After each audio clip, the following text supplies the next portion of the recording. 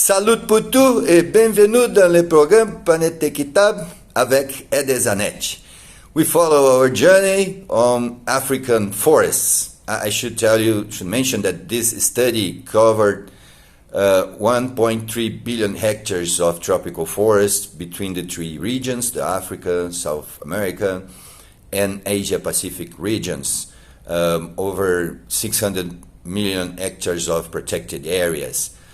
We use environmental, social, and economic indicators to measure sustainable forest management performance regarding sustainable development support within those regions. And we figured out that Africa stands last with average less than 50% of those criteria indicators effectively implemented, and the reason for that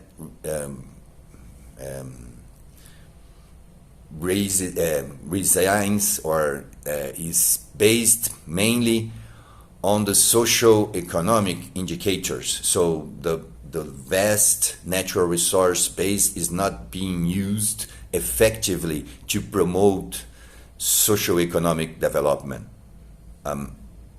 It is actually becoming a risk for those populations. I mean, you have vast native vegetation, native cover areas in tropical zones that are not being effectively used by the population and are becoming home for emerging infectious disease that has been spreading over the continent over the last decades, and the frequency and intensity has been increasing over the years.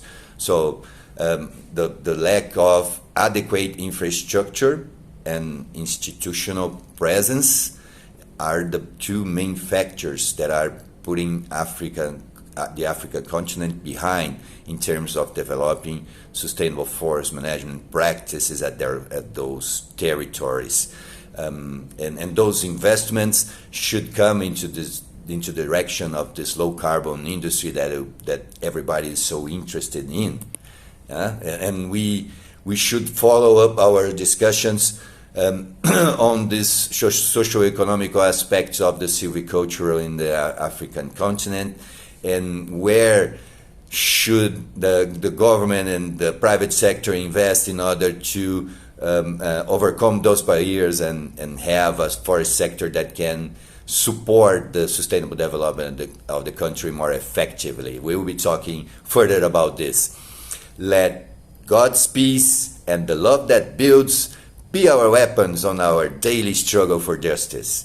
Edesanet pour toutes mes amis africains.